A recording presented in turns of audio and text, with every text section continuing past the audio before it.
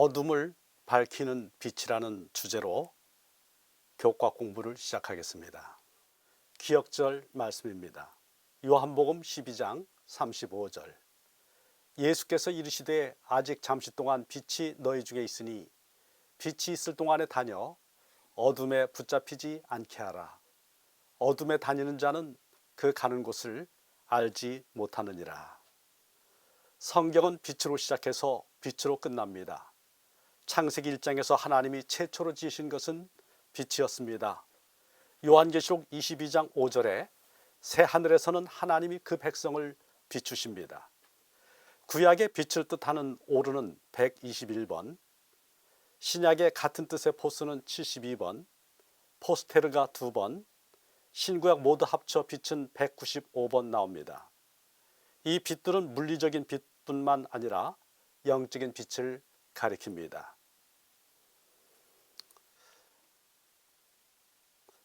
예수님은 대쟁투를 빛과 어둠이란 말로 표현하셨습니다. 다메섹 도상에서 사울에게 소명을 주시며 백성들을 어둠에서 빛으로 곧 사탄의 권세에서 하나님께 돌아오라고 하셨습니다. 빛과 어둠은 요한복음의 중요한 키워드입니다. 모든 만물은 창조주이신 예수님 안에서 생명을 받았습니다. 이 생명은 사람들의 빛입니다. 빛이 어둠에 빛이 돼 어둠이 깨닫지 못하더라. 빛이 어둠에 빛이 돼, 이 말씀은 예수님이 성육신 하셔서 깊은 영적 암흑의 세계에 오신 것을 가리킵니다. 어둠이 깨닫지 못하더라, 이 말은 한글 개역개정판 난회주의에 이기지 못하더라로 나옵니다. 이것은 대쟁투적인 용어입니다. 대쟁투의 승자는 빛입니다. 예수님은 세상의 빛이시며 우리에게 생명의 빛을 주십니다. 어두움은 빛을 이기지 못합니다. 삼가의 기억절은 순환주간 둘째 날 월요일에 예수님이 성전을 방문했을 때 신학적 논쟁을 하려는 유대인들에게 하신 말씀입니다. 십자가까지 불과 사나흘밖에 남지 않은 촉박한 시간입니다. 예수님은 호소하셨습니다. 빛이 있을 동안에 어둠에 붙잡히지 않게 하라. 빛을 믿으라. 그리하면 빛의 아들이 되리라. 그 초청에 대한 답이 빌라도의 법정에 울려 퍼졌습니다. 없이 하소서, 없이 하소서, 그를 십자가에 못 박게 하소서. 설교와 강연 1권 236쪽입니다. 그대는 그들을 그렇게 말하도록 이끈 것이 무엇이었다고 생각하는가? 그것은 사탄이었으며 사람들이 빛을 거절했을 때, 그들이 하나님의 영을 슬프게 했을 때 거기에는 누군가가 그들을 이끌어내기 위해 준비하고 있었다. 그것은 우리의 세상에서 모든 영혼을 위하여 투쟁하는 어두움의 왕자이다. 우리는 그의 깃발 아래 행진하기를 원치 않는다. 우리는 임마누엘 왕의 피 묻은 깃발 아래 서기를 원한다. 빛을 거절한 이들이 모인 어둠의 왕자의 군대와 빛의 아들들에 모인 임마누엘의 피 묻은 깃발 아래 선 군대 사이에 대쟁투가 진행되고 있습니다. 타협, 사탄의 교활한 전략을 연구하겠습니다. 초기 기독교인들에 대한 박해는 필설로 묘사하기 어려울 정도였습니다. 그러나 투옥과 고문, 사자굴과 화형, 극한의 박해가 복음을 막지 못했습니다. 오히려 기독교인의 사형 집행 장소는 전도회장이 될 지경이었습니다. 사탄은 전략을 바꿨습니다. 박해자의 계수였던 제국의 황제가 기독교로 개종한 것은 빛이 승리한 것처럼 보였습니다. 그러나 사탄은 거짓의 아비입니다. 너희는 너희 아비 마귀에게서 났으니 이는 그가 거짓말쟁이요 거짓의 아비가 되었습니다. 사탄은 교묘히 길이요 진리요 생명이신 예수를 왜곡시키고 가려서 하나님께로 가는 길을 차단했습니다. 요한은 사탄을 처음부터 살인한 자라고 했습니다. 이것은 에덴에서 인류를 타락시킨 사건을 가리킵니다. 사탄은 하나님의 말씀을 대적하는 자입니다. 사탄은 하나님이 참으로 너희에게 동산 모든 나무의 열매를 먹지 말라 하시더냐고 물으며 말씀을 악의적으로 왜곡했습니다. 또 말씀을 정면으로 부정했습니다. 너희가 결코 죽지 아니하리라. 하나님으로부터 독립적인 존재가 되라고 부추겼습니다. 너희가 그것을 먹는 날에는 너희 눈이 밝아져 하나님과 같이 되리라. 매 순간 마주치는 선과 악의 대쟁투에서 어떻게 이길 수 있습니까? 진리를 찾아야 합니다. 아버지의 말씀이 진리입니다. 이 진리가 우리를 거룩하게 합니다. 자유를 누리게 합니다. 예수님은 에덴에서 인류가 상실한 에덴 회복하기 위하여 이 땅에 오셔서 사탄의 집중 공격을 받으셨습니다. 치열한 대쟁투에서 전투마다 승리하시고 마침내 전쟁의 승리를 선언하신 주님의 무기는 기록되었을 때였습니다. 하나님의 말씀으로 승리하신 주님께서 우리에게 참 자유를 주셨습니다. 그리스도인이 성경을 모르면 사탄은 자기가 틀림없이 승리한다는 것을 압니다. 그러기에 사탄은 기독교라고 불리우는 로마 교회를 통해서 성경을 무력화시키는 일을 했습니다. 성경은 오직 하나님만을 높이기 때문에 교황권을 하나님 자리에 앉히려면 성경을 가려버리는 일이 필수적인 일이었습니다. 성경 번역과 보급을 금지시켰습니다. 번역본은 오직 라틴어로 된 불가타용만 인정했는데 라틴어를 읽고 이해할 수 있는 사람은 드물었습니다. 성경 읽기를 금지하고 집에 둘 수도 없겠습니다. 성경을 해석하는 것은 오직 로마 교회만 가능하고 신자는 무조건 로마 교회의 해석만 받아들여야 했습니다. 신부와 주교들을 통해 전달되는 교회의 해석과 다르게 성경을 해석했을 경우에는 이단자로 정죄를 받았고 화형까지 당했습니다. 교황은 세상에 있는 하나님의 대리자로 인정되어 교회뿐 아니라 국가까지 지배했습니다. 이렇게 성경이 철저하게 무시당했던 시대를 종교 암흑 시대라고 합니다. 아이러니컬하게도 이 시대는 종교가 판치던 시대입니다. 아니, 종교가 세상을 지배하던 시대입니다. 월요일에 사나운 일이들입니다. 이와 같은 배교가 일어날 것에 대해서 사도 바울은 사도행전 20장 27절로 32절, 데살로니가 후서 2장 3절로 12절, 디모데전서 4장 1절로 3절에서 미리 경고했습니다. 이 구절들을 배교자의 정체, 배교자의 행동, 배교자의 종말로 나누어 살펴보겠습니다. 첫 번째, 배교자들의 정체를 살펴보겠습니다. 바울은 그들을 여러 가지 이름으로 불렀습니다. 사도행전 20장은 사도 바울이 에베소 교회의 장로들에게 한 목회적인 권고입니다. 배교자는 교회라는 양우리를 침입하는 사나운 일입니다. 신실한 목자는 도망치지 않고 늑대로부터 양떼를 보호합니다. 데살로니가 후서의 배교자는 불법의 사람, 불법의 비밀, 불법한 자입니다. 배교한 불법자들은 하나님이 친히 두 돌비에 기록해 주신 하나님의 십계명을 고쳤습니다. 우상숭배를 금지하는 제2계명을 폐지했습니다. 우상숭배가 들어왔고 성자로 이름만 바꾼 이교의 신들이 교회로 들어왔습니다. 제4계명의 창조의 기념일인 안식일을 부활을 기념한다는 미명으로 태양신 숭배일인 일요일, 곧 주일로 대체했습니다. 그리고 제10계명을 둘로 나누어서 부족한 한계를 채워서 10계명으로 만들었습니다.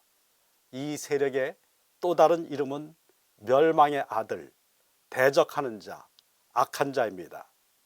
디모데전서는 이들을 양심의 화인 맞은 자, 외식하는 자, 거짓말하는 자들이라고 불렀습니다. 배교자의 행동을 살펴보겠습니다. 그들은 양떼를 아끼지 않습니다. 주님의 제자들을 시선을 자기에게 고정시킵니다. 어그러진 말을 합니다. 자기를 높여서 하나님 성전에 앉아서 자신을 하나님이라고 내세웁니다. 사탄이 역사하는 능력과 표적과 거짓 기적들을 활용합니다. 온갖 불의로 멸망받을 자를 속입니다. 사제들의 혼인을 금해서 독신으로 지내게 합니다. 특별한 종교적인 날에 특정 음식들을 완전히 금지했습니다. 이 배도자의 배후에는 미혹하는 영과 귀신이 자리 잡고 있습니다. 이 세력이 온 세상을 미혹하는 것처럼 보이지만은 주 예수의 입의 기운으로 죽임당하고 재림으로 패해질 것입니다. 말씀으로 보호받음을 보도록 하겠습니다. 사탄의 대리자인 사나운 이리들이 교회를 장악한 후 그들이 한 일은 성경을 못 보게 하는 것이었습니다. 마음대로 말씀을 왜곡시켰습니다. 왜 그랬을까요?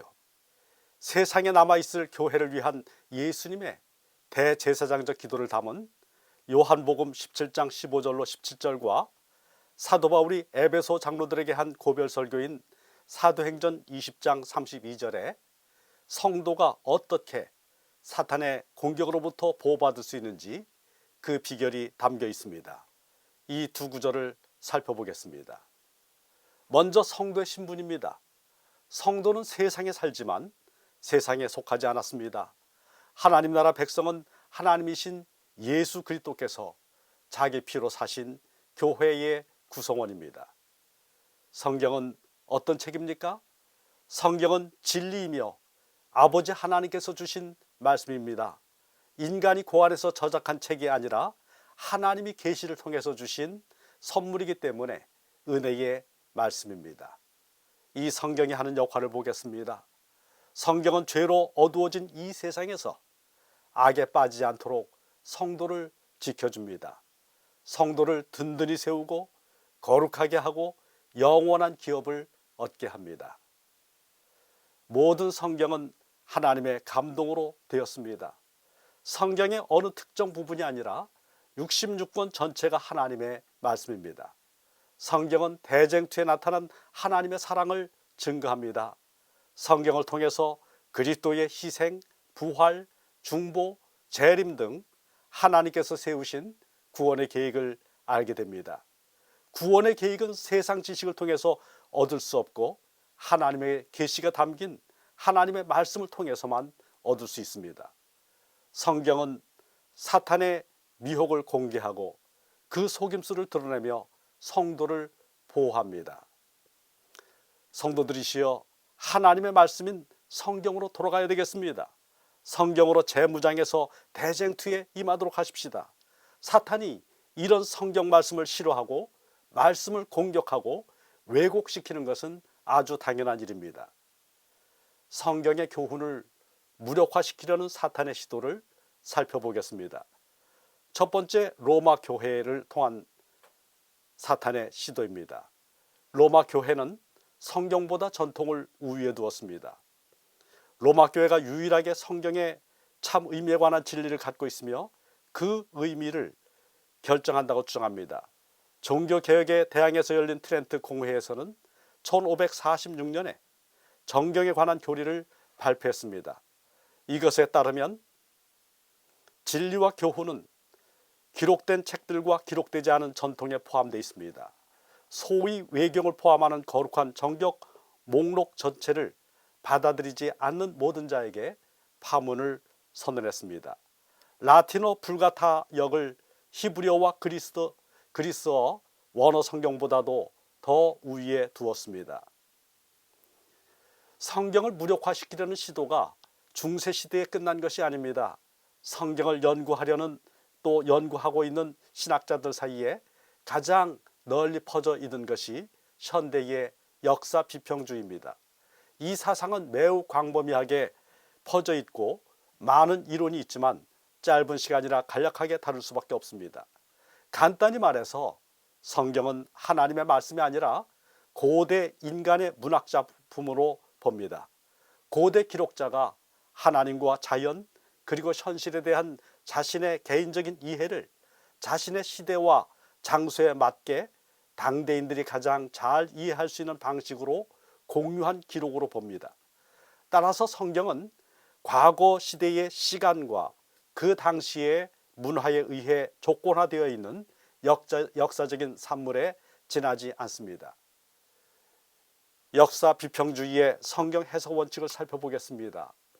이 사상의 기초를 이루는 성경 해석의 3대 원칙은 다음과 같습니다.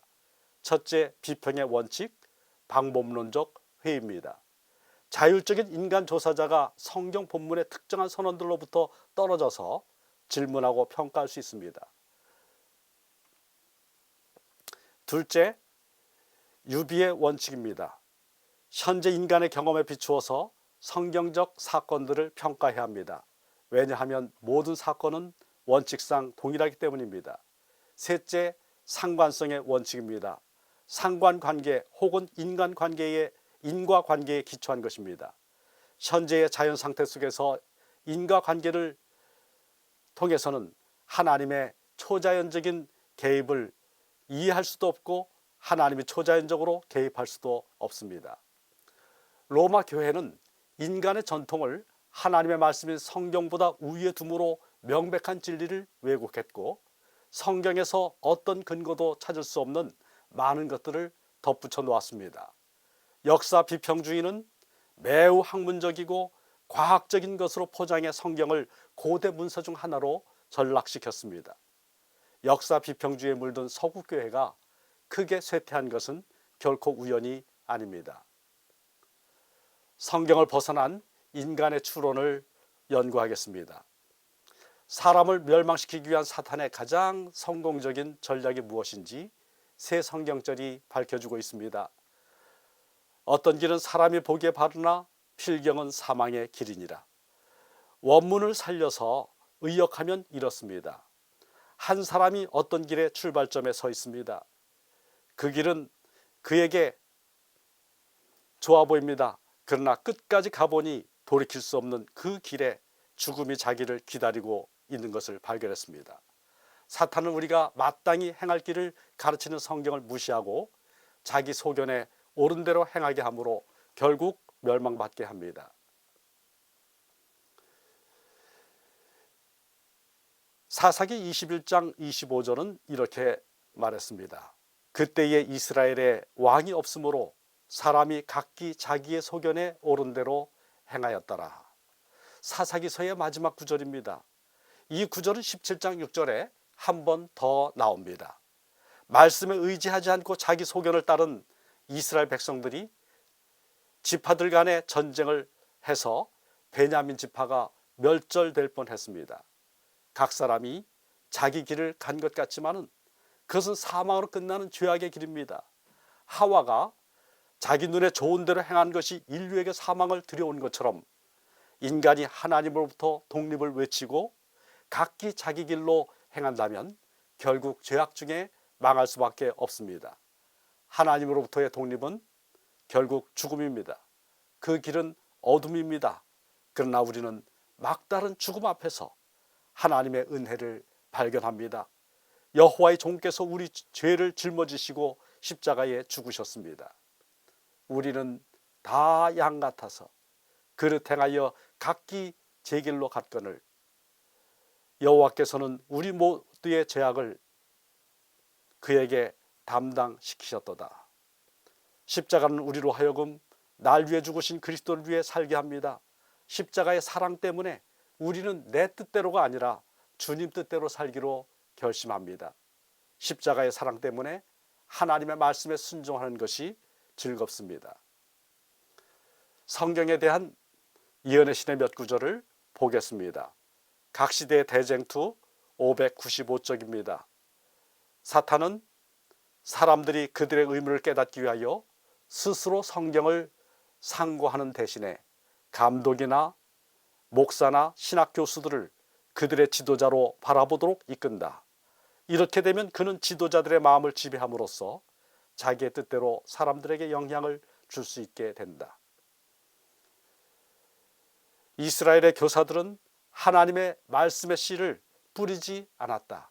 그리스도께서 진리의 교사로서 하신 일은 그리스도 당시에 랍비들이 한 일과는 아주 판이하게 달랐다. 그들은 전설과 인간의 이론과 가설의 구애를 받아 하나님의 말씀 대신에 그 말씀에 대한 인간의 가르침과 저서에 치중하였다. 그러므로 그들의 교훈에는 심령을 소생시키는 능력이 없었다. 그러나 그리스도의 교훈과 설교 주제는 하나님의 말씀이었다. 그는 항상 질문하는 자들을 기록되었을 때 성경에 어떻게 말하였느냐, 내가 어떻게 읽느냐라고 하는 단순한 말로서 대하셨다.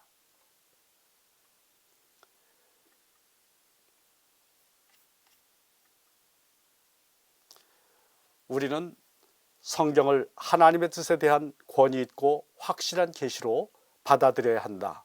성경은 품성의 표준이요 교리의 계시자요 체험의 시금석이다.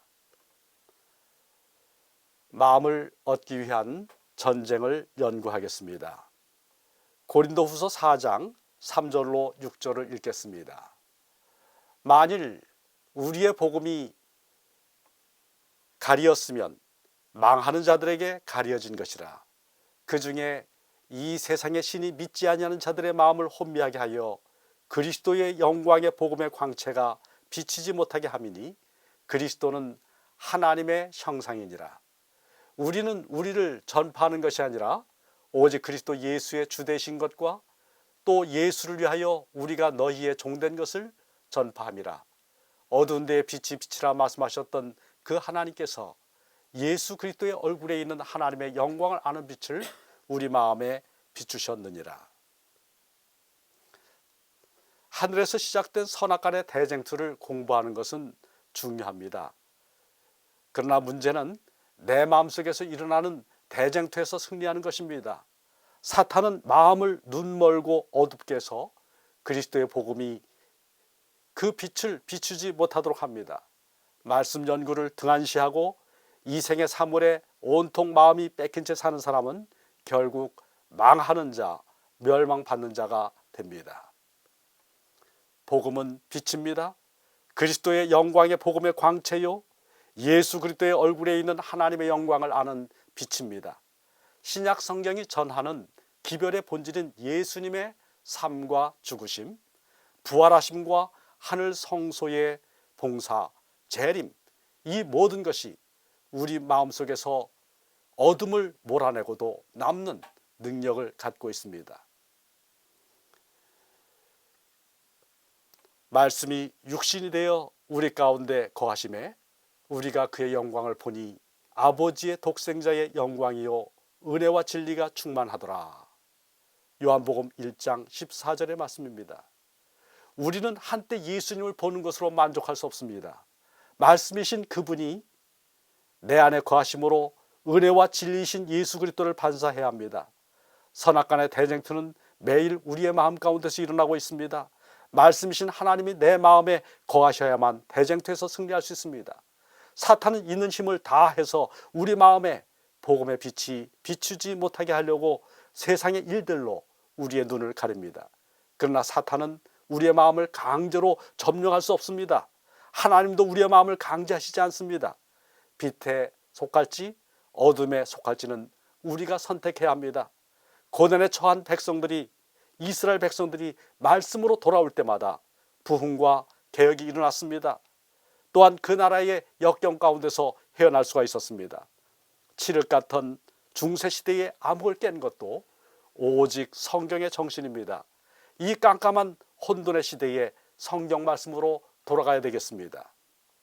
주의 말씀은 내 발의 등이요 내 길의 빛입니다.